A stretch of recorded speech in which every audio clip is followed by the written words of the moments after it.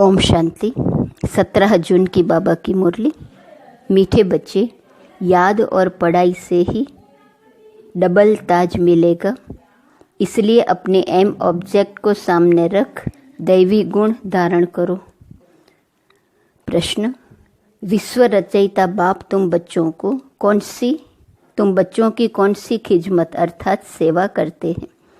उत्तर: बच्चों को बेहद का वर्षा दे सुखी बनाना, यह खिदमत है। बाप जैसी निष्काम सेवा कोई कर नहीं सकता। दूसरा, बेहद का बाप किराए पर तख्त लेकर तुम्हें विश्व का तख्त नसीन बना देते हैं। खुद ताउसी तख्त पर नहीं बैठते, लेकिन बच्चों को ताउसी तख्त पर बिठाते हैं। बाप के तो जड़ मंदिर बनाते, उसमें उन्हें क्या टेस्ट आएगा? मजा तो बच्चों को है जो स्वर्ग का राज्य भाग्य लेते हैं। ओम शांति। मीठे मीठे रूहानी बच्चों को बाप कहते हैं कि अपने को आत्मा समझ बाप को याद करो। ओम शांति का अर्थ तो बच्चों को समझाया है। बाप भी बोलते हैं तो बच्चे भी बोलते हैं। ओम शांति। क्योंकि आत्मा का स्वधर्म है शांत। तुम अब जान गए हो कि हम शांति धाम से यहाँ आते हैं, पहले पहले सुख धाम में, फिर 84 पुनर्जन्म लेते लेते दुख धाम में आते हैं। यह तो याद है ना? बच्चे 84 जन्म लेते जीव आत्मा बनते हैं। बाप जीव आत्मा नहीं बनते हैं। कहते हैं मैं टेम्पररी इनका आधार लेता हूँ, नहीं तो पढ़ाएंगे कैसे? बच्चों को घड़ी घड़ी कैसे कहेंगे कि मन मना भव, अपनी राजाई को याद करो। इसको कहा जाता है सेकंड में विश्व की राजाई। बेहद का बाप है ना, तो जरूर बेहद की खुशी, बेहद का वर्षा ही देंगे। बाप बहुत सहज रास्ता बताते हैं। कहते हैं अब इस दुख धाम को बुद्धि से निकाल दो। जो नई दुनिया स्वर्ग स्थापन कर रहे हैं, उनका मालिक बनने के लिए मुझे याद करो, तो तुम्हारे पाप कट जाए, तुम फिर से सतो प्रधान बन जाएंगे। इसको कहा जाता है सहज याद। जैसे बच्चे लौकिक बाप को कितना सहज याद करते हैं, वैसे तुम बच्चों को बेहद के बाप को याद करना है। बाप ही दुख से निकाल सुख धाम में ले जाते हैं। वहाँ दुख का नाम निशान नहीं। बहुत सहज बात कहते हैं, अपने शांति धाम को याद करो। जो बाप का घर वह तुम्हारा घर है, और नई दुनिया को याद करो, वह तुम्हारी राजधानी है। बाप तुम बच्चों की कितने निष्काम सेवा करते हैं। तुम बच्चों को सुखी कर फिर वानप्रस्थ परम धाम में बैठ जाते हैं। तुम भी परम धाम के वासी हो। उसको निर्वाण धाम वानप्रस्थ भी कहा जाता है। बाप आते हैं बच्चों की खिदमत करने अर्थात वर्षा देने। यह खुद भी बाप से वर्षा लेते हैं। शिव बाबा तो हैं ऊंचते ऊंच भगवान। शिव के मंदिर भी हैं। उनका कोई बाप व टीचर नहीं है। सारे सृष्टि के आदि मध्य अंत का ज्ञान उनके पास है। कहाँ से आया? क्या कोई वेद शास्त्र आदि पढ़े? नहीं। बाप तो है ज्ञान का सागर, सुख शांति का सागर। बाप की महिमा और दैवी गुणों वाले मनुष्यों की महिमा में फर्क है। तुम दैवी गुण धारण कर वह देवता बनते हो। पहले आसुरी गुण थे। असुर से देवता बनाना यह तो बाप का ही काम है। एम ऑब्जेक्ट भी तुम्हारे सामने है। जरूर ऐसे श्रेष्ठ कर्म किए होंगे। कर्म अकर्म विकर्म की गति अथवा हर बात समझाने में 1 सेकंड लगता है।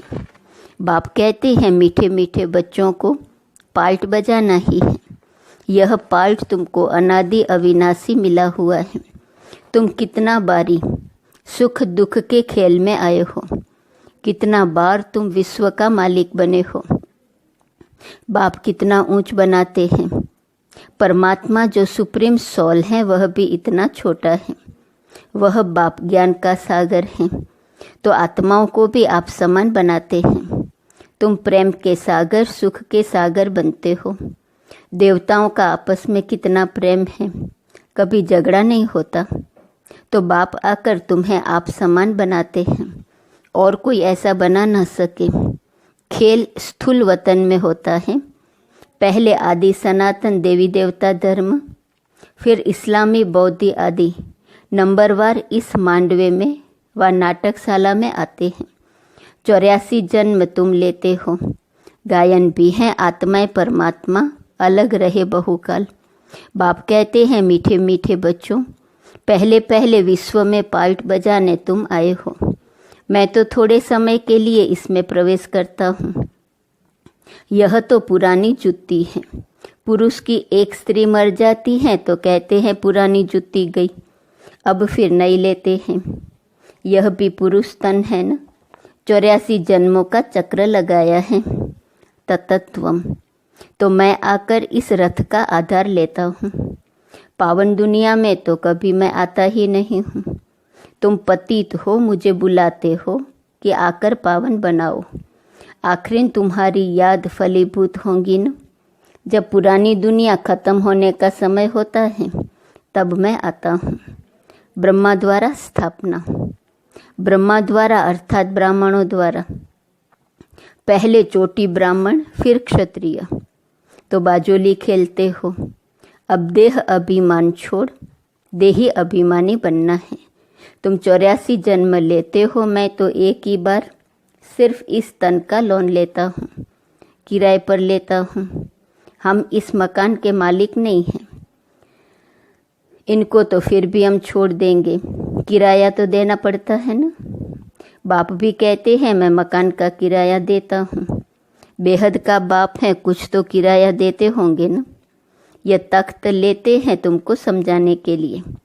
ऐसा समझाते हैं जो तुम भी विश्व के तख्त नसीन बन जाते हो। खुद कहते हैं मैं नहीं बनता हूँ। तख्त नसीन अर्थात ताउसी तख्त पर बिठाते हैं। शिव बाबा की याद में ही सोमनाथ का मंदिर बनाया। बाप कहते हैं इससे मुझे क्या टेस्ट आएंगी।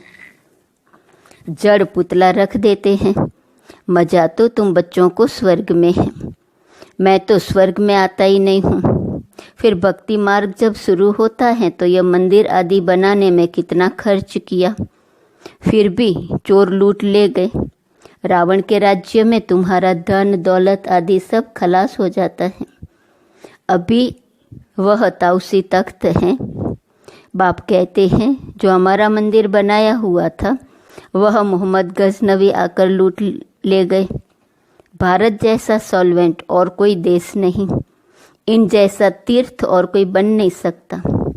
परंतु आज तो हिंदू धर्म के अनेक तीर्थ हो पड़े हैं। वास्तव में बाप जो सर्व की सद्गति करते हैं, तीर्थ तो उनका होना चाहिए। यह भी ड्रामा बना हुआ है, समझने में बहुत सहज है, परंतु नंबरवार ही समझते हैं क्योंकि राजधानी स्थापन हो रही है। स्वर्ग के मालिक यह लक्ष्मी नारायण हैं। यह है उत्तम से उत्तम पुरुष, जिनको फिर देवता कहा जाता है। दैवी गुण वाले को देवता कहा जाता है। यह उच्च देवता धर्म वाले प्रवृत्ति मार्ग के थे। उस समय तुम्हारा ही प्रवृत्ति मार्ग रहता है। बाप ने तुमको डबल ताजधारी बनाया। रावण ने फिर दोनों ही ताज उतार दिए। अब तो 9 ताज, न पवित्रता का न धन का, दोनों रावण ने उतार दिए हैं। फिर बाप आकर तुमको दोनों ताज देते हैं इस याद और पढ़ाई से। इसलिए गाते हैं ओ गॉड फादर हमारा गाइड बनो, लिबरेट भी करो। तब तुम्हारा नाम भी पंडा रखा हुआ है। पांडव कौरव यादव क्या करत भय। कहते हैं बाबा हमको दुख के राज्य से छुड़ाकर साथ ले जाओ। बाप ही सचखंड की स्थापना करते हैं जिसको स्वर्ग कहा जाता है। फिर रावण झूठखंड बनाते हैं। वह कहते श्री कृष्ण भगवानुवाच, बाप कहते हैं शिव भगवानुवाच। भारतवासियों ने नाम बदल लिया तो सारी दुनिया ने बदल लिया। श्री कृष्ण तो देहधारी हैं, विदेही तो एक शिव बाबा है।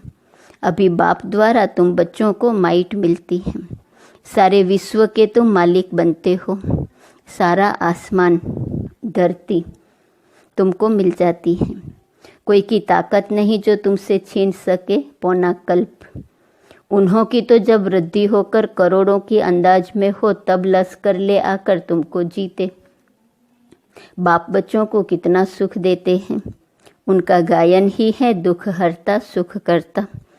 इस समय बाप तुमको कर्म अकर्म विकर्म की गति बैठ समझाते हैं। रावण राज्य में कर्म विकर्म बन जाते हैं, सतयुग में कर्म अकर्म हो जाते हैं।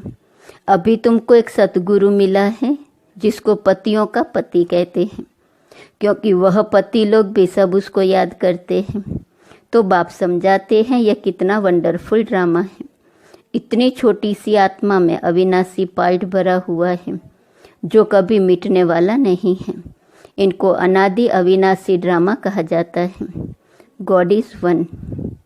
रचना अथवा सीढ़ी और चक्र सब एक ही है। न कोई रचता को न रचना को जानते। ऋषि मुनि भी कह देते हम नहीं जानते।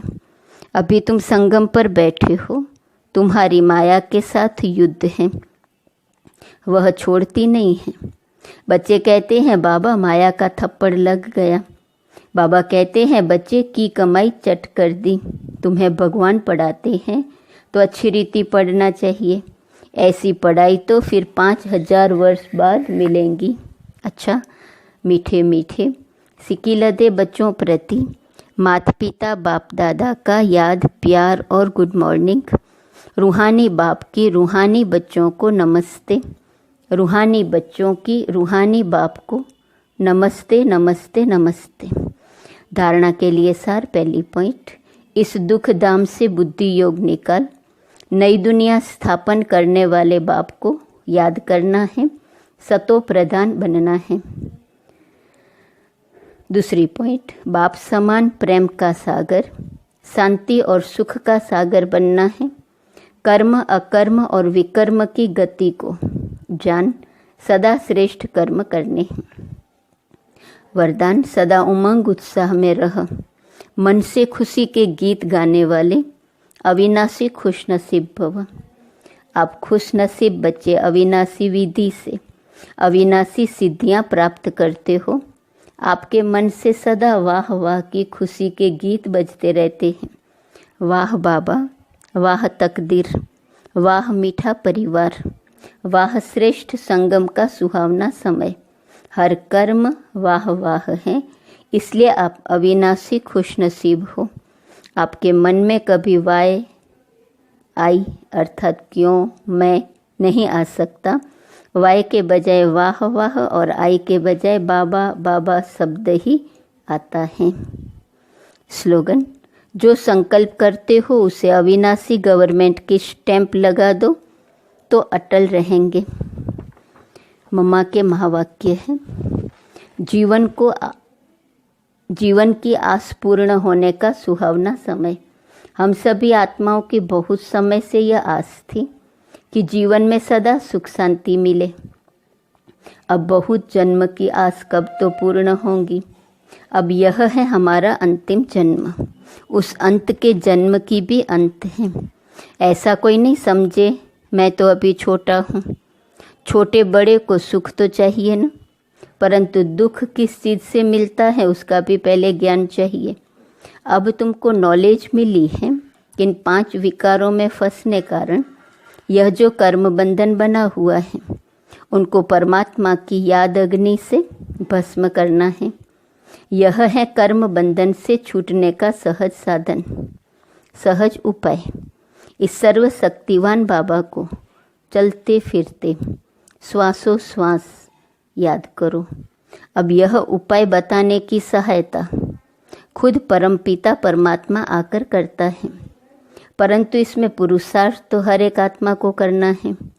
परमात्मा तो बाप टीचर गुरु रूप में आए हमें वर्षा देते हैं, तो पहले उस बाप का हो जाना है, फिर टीचर से पढ़ना है, जिस पढ़ाई से भविष्य जन्म जन्मांतर सुख की प्रारब्ध बनेगी, अर्थात जीवन मुक्ति पद में पुरुषार्थ अनुसार मर्तबा मिलता है और गुरु रूप में पवित्र बनाए मुक्ति देता है।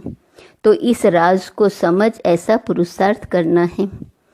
वही टाइम है पुराना खाता खत्म कर नई जीवन बनाने का, यही समय है।